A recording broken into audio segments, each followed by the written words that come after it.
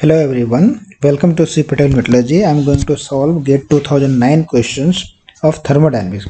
The first question is, gives free energies of a system in states 1 and 2 are denoted by G1 and G2 respectively. The system will go spontaneously from state 1 to state 2. Okay, so from state 1 it has to change to state 2. And what is this free energy? At state 1 it is G1 and here it is G2, right? So under what condition this will undergo? It will undergo only the condition when the free energy decreases. Free energy decreases. So decreases, that means your G1 minus G2 should be greater than 0, or G2 minus G1 should be less than 0. That we call it as delta G. Basically delta G means final minus initial. Okay, because 2 is the final state, this is your final and this is your initial. Okay guys, so this is the concept and same thing derives from here, and this is the option which is given over here, right? So that's why option A will be there. Okay, next one.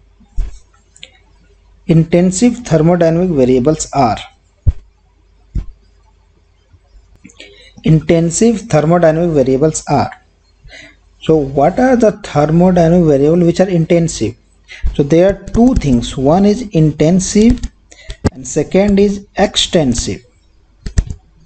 Intensive means does not depend on mass. Extensive depends on mass, right? So this is the thing.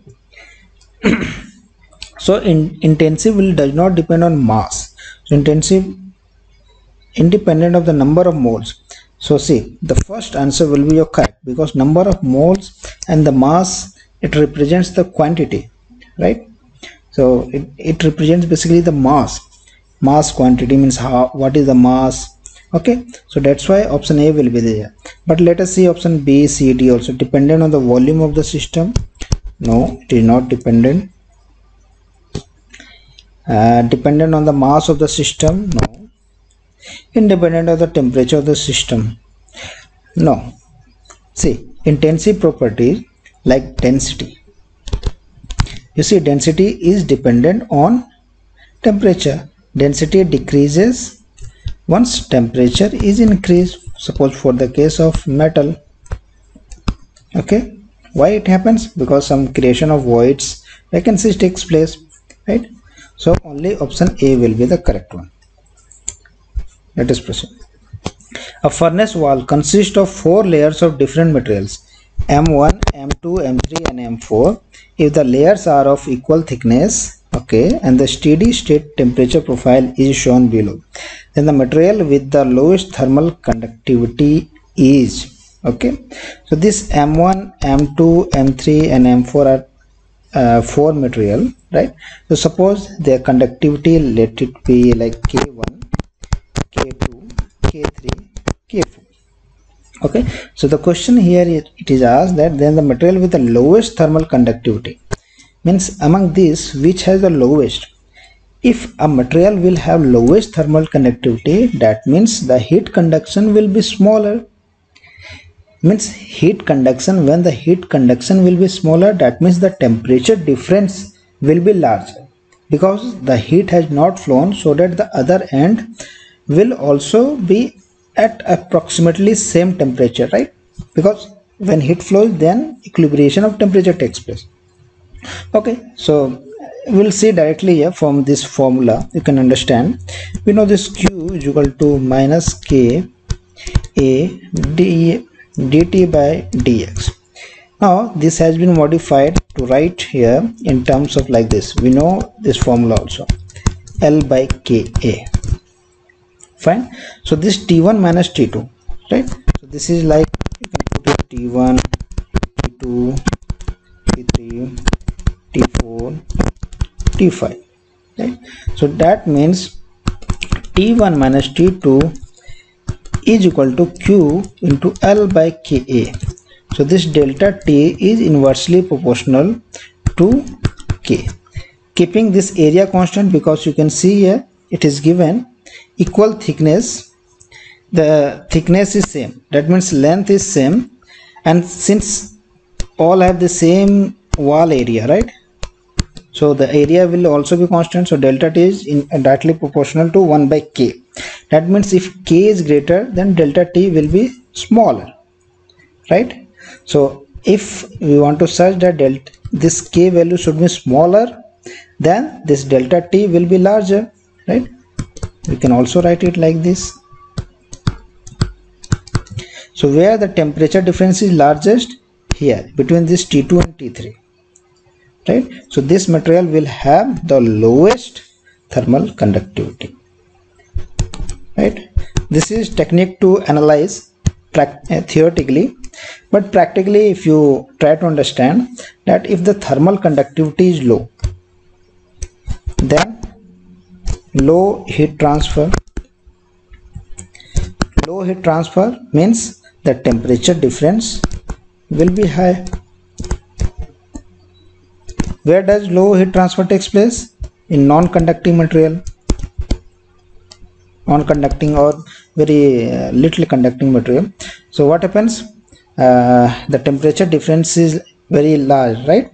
Because if suppose you take a saucepan, right? So here temperature of cooking is around suppose 250 degrees centigrade, but what is the temperature here? It is at normal temperature like 25 or 30 degree, right? So the heat conduction which is going to happen between them is low, because this thermal conductivity is low. So that's why the temperature difference is very high, right? 250 minus 25, this is the temperature difference. Okay, hope this will clarify your doubt. Next, yeah, from the list given below, that is P copper, Q Mg, R nickel, S zinc, two metal which provide cathodic protection to steel, right? You know, there is a steel and we want to do cathodic protection. So how this cathodic protection acts? Because we put some layer of coating, right? So what is the purpose of cathodic protection is that we have iron, that is steel, right? Because majority it is iron, right? So whatever the coating it should be, the coating should, you know, get corroded first as compared to this iron, because we want such that the coating should get corroded, not the parent metal, right? And that provides the cathodic protection. Okay. So what happens, like suppose we put cathodic protection some metal, then what happens, this will release electron, and this electron will be taken by Fe2 plus to form Fe, and thus it will save this material from corrosion. So what are the materials which has more tendency to liberate electron? That means which has the tendency to get oxidized. So those material which are going to be oxidized will have more negative electrode potential. That is also called as reduction potential. Means more negative, that means it is more prone to oxidation. So you can see here from the list, see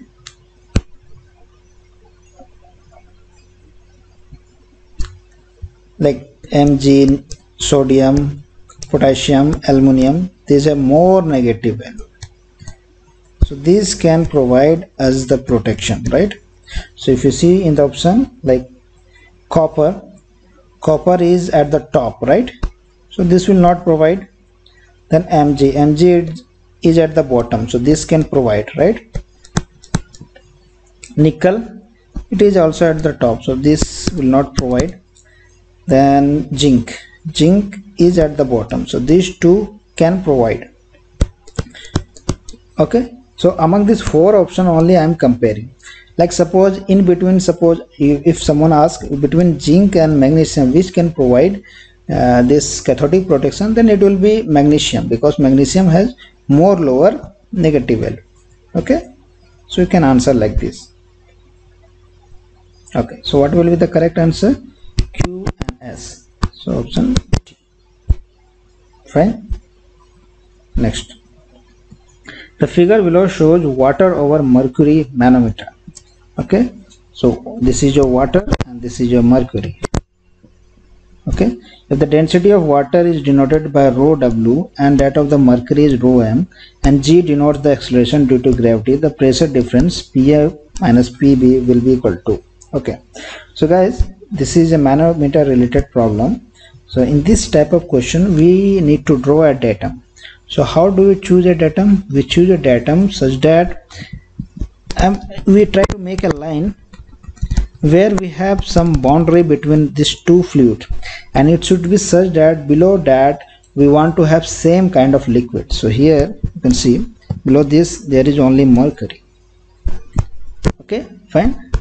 So let it be A and B. Okay, sorry, A and B we can't take because above it has been taken, so it is P and Q. Okay, so so the pressure at point P will be equal to pressure at point Q. So what are the pressure? It is in the left arm, you can see it is like PA plus rho G into height, this height, right? So what is this height? So let it be, this is given your capital H, so let this be small h. So it is H plus H is equal to, and pressure at B, pressure at point Q, that is PB plus rho G.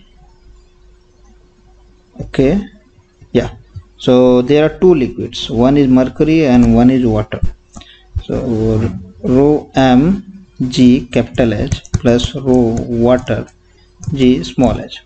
Here it will be rho water on the left hand side, so it is P at P is equal to P at Q, right? So P at A minus P at B is equal to rho M G capital H plus rho W G small h minus rho W G capital H minus rho W G small h. So these two are cancelled, so it will be rho M minus rho W to G into H. Okay guys, so which is the correct option?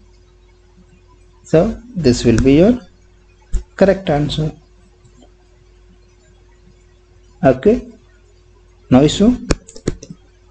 Fine, let us proceed. Yeah, this question number 33, this is a very important question and the answer which is given in the book is wrong, so please pay attention over here. For the reaction MO pure solid plus CO gives M pure solid plus CO2, the equilibrium constant at 1000 K is 2.0. The oxide MO can be reduced to M at 1000 K using a gas mixture container. Okay, so see, at equilibrium, the equilibrium constant is 2.0, right? Fine.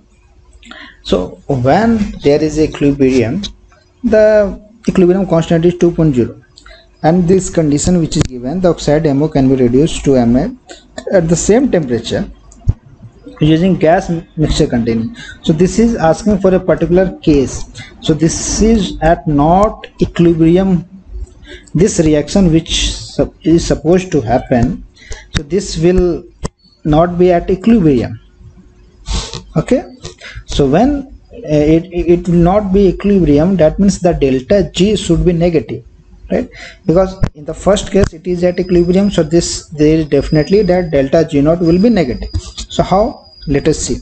So once it is at equilibrium, it is given, so delta G naught equal to minus RT ln K equilibrium. So it is minus RT ln 2. Fine. So this is RT, so everything here it will be negative. Now for this reduction, we know this is at not equilibrium, so here we will use the concept delta G equal to delta G naught plus RT ln K. So K here it will be Q basically, because this will be reaction coefficient, because K we write in terms of equilibrium only. Fine. So that's why delta G equal to, and this should be smaller than 0. So when it will be smaller than 0, we can see here delta G naught we can write minus RT ln K Q equilibrium plus RT ln Q. Okay, so this will be RT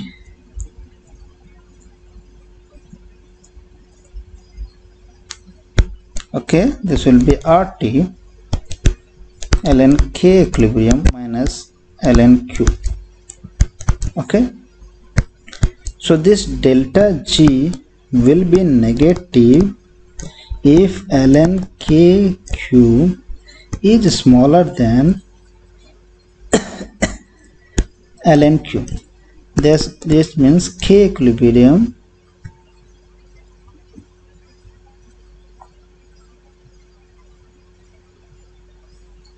oh sorry, here I have made a mistake. It will be plus here and here it will be minus, right? So this is like RT ln Q minus ln K equilibrium. So it will be negative, this delta G will be negative only when ln Q is smaller than ln KQ. That means Q is smaller than K equilibrium, right? So see here, what are the coefficient it can be, reaction coefficient in the first case. So Q, basically Q will represent, here I am writing here, Q is equal to partial pressure of CO2 divided by partial pressure of CO, because the activity here it is 1, here also it is 1, and PCO2 is directly equal to the fraction it is, right? So in the first case, in the option A, it will be PCO2, the fraction it is 45%, so it is like 45%. Okay, so it will be like 45% of some X, right? And PCO here it will be 20 to X, so it will be 2.25 in the first case. Okay, and Q in option B, it will be PCO2 by PCO, that will be equal to 10 into X, some X, about 20 into X, so it will be 0.5. Option C, you can see there is no PO and these things. Okay, it is not given, right? But for reaction there will be requirement of this CO, so here it is not given. Fine, here also it is not given, so these two is already neglected.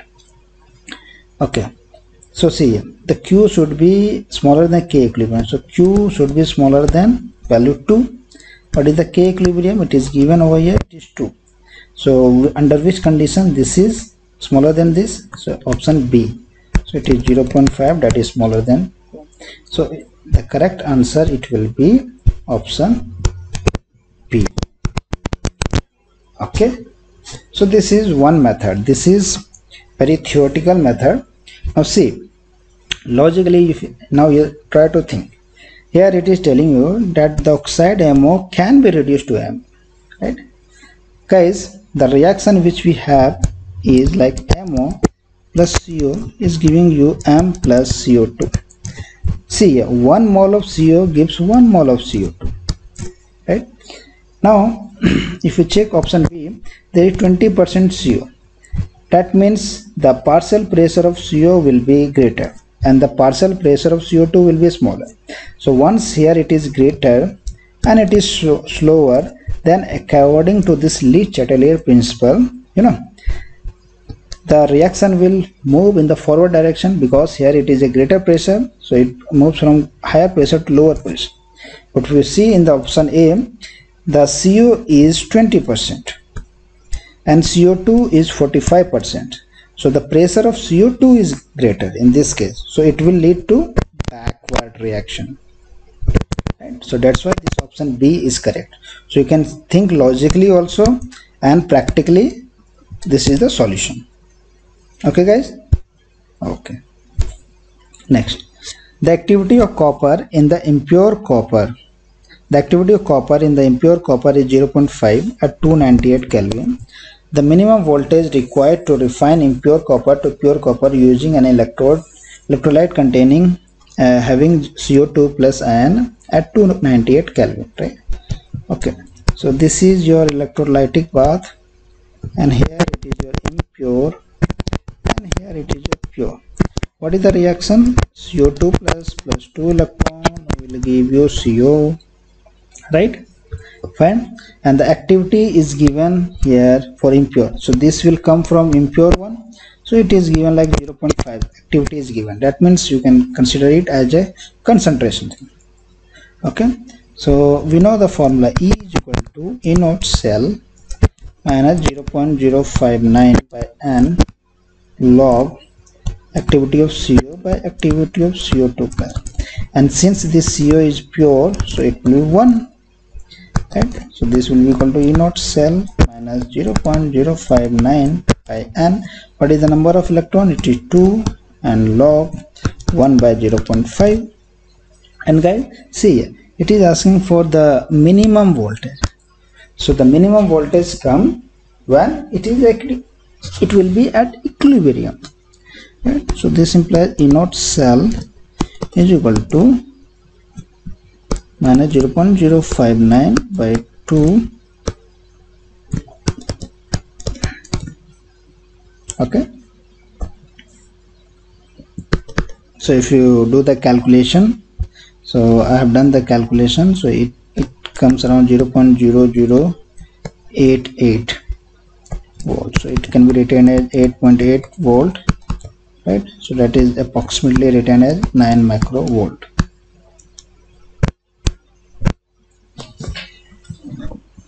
Okay, this is the solution for question number 38. Okay, next, the vapor pressure of pure liquid B at temperature T0 is 0.5 atm, right? So PB0 represents the pure, it is 0.5 atm. The partial pressure of B in the vapor phase that is in equilibrium with the liquid solution containing 30. So there is a liquid, it contains A and B, right? So there is 30% A and 70% B at temperature T0. So guys, according to Rolle's law, right, we know that this partial pressure of B is equal to mole fraction of B into this this equal to total this pressure, this pressure in the case of pure case, right? So it will be P naught B, right? So XB equal to, here it is given 70% mole, so we can take it directly, 70 by 100 into PB naught, it is 0.5, so 0.7 into 0.5, so it will be 0.35. At constant temperature and pressure, two phases alpha and beta will be in equilibrium when chemical potential of each component is the same in alpha and beta. Partial molar free energy of each component is not the same in alpha and beta. Gibbs free energy of mixing is minimum. Enthalpy of mixing is 0. So the first is the correct. Chemical potential of each component, that is written as mu of component A in alpha should be equal to mu of component A in beta. Right? So only A is the correct option. Next, for the following reaction at 300 Kelvin, that is CH4 plus 2O2 gives CO2 plus 2H2. The heat of reaction is 803 kilojoule per mole of CH4. At 300 Kelvin, CH4 air gas mixture containing the required stoichiometric amount of oxygen is burned to completion. Assuming air contains 20 volume percent O2 and 80 volume percent N2, and the specific heats for CO2, H2 and N2 are 50, 40 and 40 respectively, the adiabatic flame temperature is? Okay guys, so this is a very beautiful question. See, the reaction which we have is like this. So this is the reaction. So this oxygen which comes, it comes from the atmosphere, and in the atmosphere it is given 20% it is O2 and 80% it is N2. So what is the number of mole which is getting consumed here? It is 2 mole, right? So what is the amount of mole of nitrogen which will be in the system? It will be, so here it is 4 times, right? It is 80%, so already it is 4 times, so it will be 2 into 4, that is 8 mole which will be produced. But this N2 does not take part in reaction. So what happens? This N2, all N2 which is there, it liberates as the product, right? Because it is not taking part in the reaction, but it is going to get liberated. So this N2 is hidden over here. Okay, next thing. See, now when we do this reaction at room temperature at 300 Kelvin, so this liberates energy, exothermic energy. Okay. So once this reaction releases energy, so this energy will be utilized to change the temperature of CO2, 2H2 and N2 mixture. So how it will be changed? So it will be changed like, see, it will be basically delta H naught will be equal to Cp of CO2 will increase okay, Cp and the number of mole which will be there. So here the Cp and the number of mole for the case of CO2 it is 1, right? So the temperature it will increase for 300 to what is the temperature? The temperature up to which this is increased called as adiabatic, so Ta. So plus 300 to Ta for this H2O, so it will be 2 into Cp H2O plus 300 and it will be like dt to Ta. So here number of mole of N2 is how much? It is how much? It is 8, right?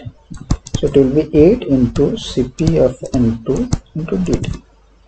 So this will be equal to CO2. So CO2 it is how much? 50. Ta minus 300 plus 2 into 40. So 80 Ta minus 300 plus 8 into 40, 320. Right? So Ta minus 300. Delta H naught is how much? It is basically 803. So this implies Ta minus 300. If you do it, so it comes around 1784. So this Ta is equal to 1784 plus 300. So that is 2084 Kelvin. Okay, fine, no issue. Okay, let us proceed. Now the last question. Common data for question 53 and 54. Schematic of the PV-SN phase diagram at atmospheric pressure is shown below. So this is atmospheric, that means pressure is constant. And it happens in the case of binary, generally it is pressure constant. A PV-SN hypoeutectic alloy. Okay, PV-SN hypoeutectic.